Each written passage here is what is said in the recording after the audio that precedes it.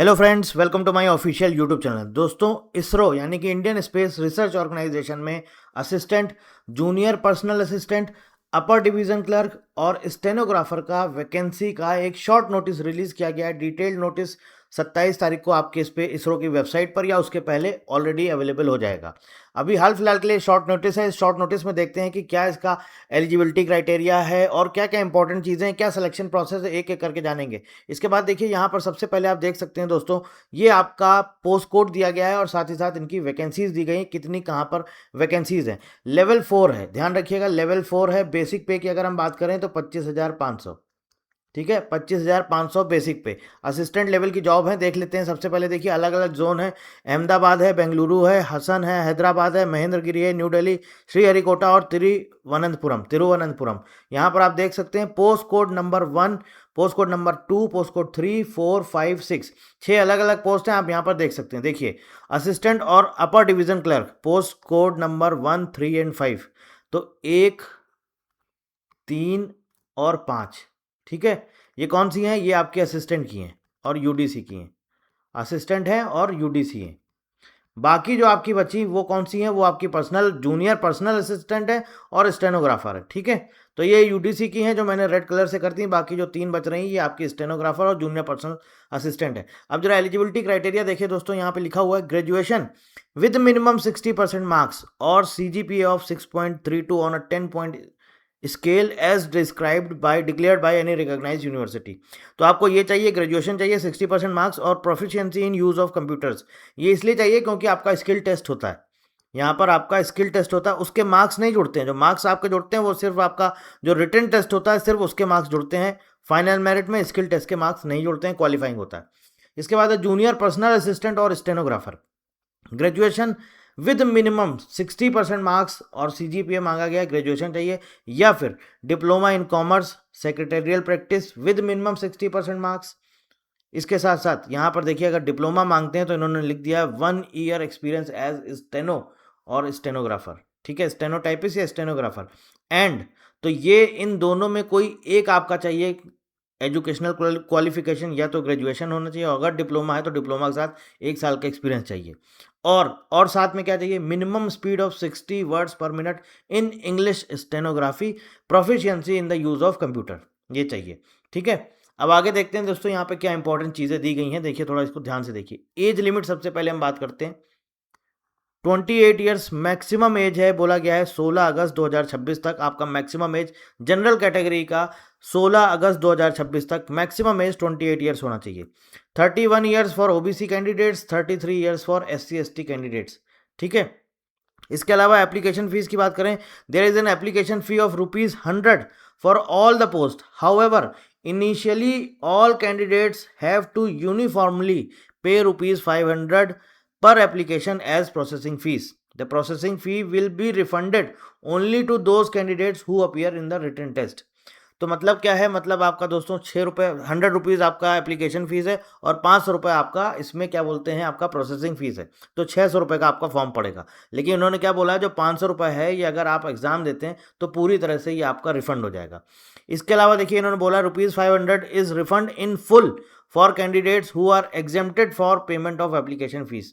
इनके लिए कोई भी पेमेंट नहीं है, मतलब इनको ये 100 तो 500 तो इन्हें देना है, बाकी जो 100 है वो नहीं मिलेगा, ठीक है ना, वो इनको लगेगा ही नहीं इनका, क्योंकि इनके लिए कोई एप्लीकेशन फीस नहीं है। एक्स सर्विसमैन, PWD, SC/ST और वुमेन कैंडिडेट्स।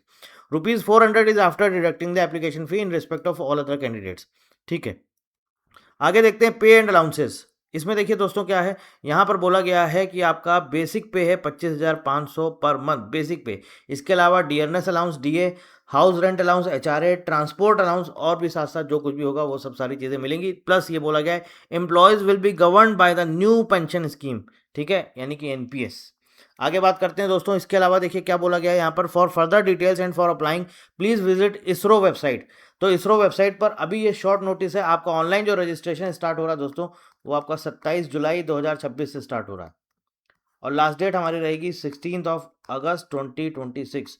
अब एक बार चलते हैं इसरो की वेबसाइट पर, जरा इसरो की वेबसाइट पर देखते हैं। वहाँ पर असिस्टेंट और जूनियर असिस्टेंट की पोस्ट की अगर हम बात करें तो वहाँ पर उन्होंने उसका सिलेक्शन प्रोसेस दे रखा है, या सिलेक्शन मेथोडोलॉजी जिसे हम बोलते हैं वो दे रखा है। एक बार उसको भी देख लेते हैं। देखिए दोस्तों, ये इसरो का वेबसाइट है। यहाँ पर आप स्क्रॉल करके नीचे आएंगे तो देखिए यहाँ पर आपको मिलेगा एक तो असिस्टेंट का पोस्ट और दूसरा जूनियर असिस्टेंट या अपर डिवीजन क्लर्क। देखिए असिस्टेंट है, आप इस पर क्लिक करेंगे तो यहाँ पर देखिए आ जाएगा। एक तो एलिजिबिलिटी क्राइटेरिया आ रहा है, बेसिक पे आप देख सकते हैं लेवल 4 है 25,500, अपर एज लिमिट 28 है, प्लस सिलेक्शन मेथोडोलॉजी में देखिए यहाँ पे लिखा हुआ written test plus skill test, computer literacy test. Selection will be based on written test marks only, selection will be based on written test marks only, skill test is only of qualifying nature. ठीक है। और assistant career prospects दिया है इनका promotion के लिए, assistant can progress up to senior assistant in level 6। ठीक है। अब आगे आते हैं, दूसरा देखते हैं दोस्तों, अपर डिवीजन क्लर्क यूडीसी। इसमें देखिए दोस्तों क्या है, वही 28 ईयर्स मांगा गया है, proficiency in use of computers, graduation मांगा है, और यहाँ पर भी वही same level 4 25,500 basic pay, written test plus skill test. ठीक है। यहाँ पे देखिए बोला गया है रिट सिलेक्शन आपका क्या बोला है, will be based on written test marks only, skill test यहाँ पर भी आपका क्या है, क्वालिफाइंग है। यूटीसी का अगर हम देखें तो इन्होंने बोला है कि can progress up to assistant in level 7। ठीक है। इसके बाद आता है जूनियर पर्सनल असिस्टेंट। देखिए यहाँ पर क्या है, जूनियर पर्सनल असिस्टेंट लेवल 4 बस basic pay 25,500, graduation with minimum of 60% marks और डिप्लोमा चाहिए। डिप्लोमा अगर किया है तो भैया 1 साल का एक्सपीरियंस लगेगा, और अगर नहीं किया ग्रेजुएशन है तो सिर्फ ग्रेजुएशन लगेगा। प्लस क्या बोला है, minimum speed of 60 words per minute in English stenography और proficiency in use of computers. अब यहाँ पर आ जाइए, यहाँ पर सिलेक्शन मेथोडोलॉजी में देखिए रिटन टेस्ट दिया है प्लस स्किल टेस्ट दिया है, computer literacy test and stenography test. Selection will be based on written test marks only, skill test is only of qualifying nature. यानी कि जो जूनियर पर्सनल असिस्टेंट और स्टेनोग्राफर वाली जो पोस्ट है, इसमें आपका कंप्यूटर लिटरेसी टेस्ट भी होगा प्लस स्टेनोग्राफी टेस्ट भी होगा, लेकिन ये दोनों ही टेस्ट जो हैं ये आपके क्या हैं, क्वालिफाइंग है। इसके अलावा देखिए इन्होंने क्या बोल रखा है, कैरियर प्रोस्पेक्ट से देखिए, junior personal assistant can progress up to personal secretary in level 9। ठीक है। और आगे ये भी लिखा हुआ है subject to availability of vacancy and satisfactory performance. तो ये सारी चीज़ें हैं। इसके अलावा स्टेनोग्राफर का भी आप यहाँ पर भी देख सकते हैं, सेम वही चीज़ है। स्टेनोग्राफर का तो आप करियर प्रोस्पेक्ट्स देखिए, stenographer can progress up to principal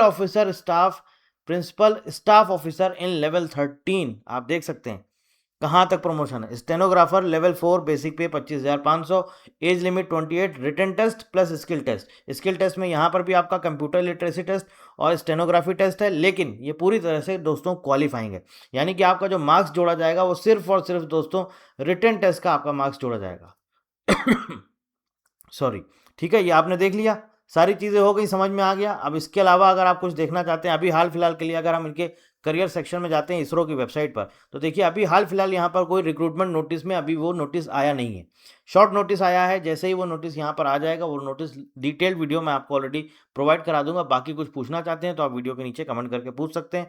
अगर इंटरेस्टेड हैं, अच्छा जॉब है, तो आप चाहें तो अप्लाई भी कर सकते हैं। बस अब आगे फर्दर आपको तैयारी करनी, कैसे तैयारी करनी वो आपको समझना है कि किस तरह से कितने कम टाइम में हमें इस एक टारगेट लेके चलना है कि इतने टाइम में मुझे इस एग्जाम को क्वालिफाई करना है, उस हिसाब से अपनी प्रिपरेशन स्ट्रेटजी बनाइए। कुछ पूछना चाहते हैं तो वीडियो के नीचे कमेंट करके पूछ सकते हैं।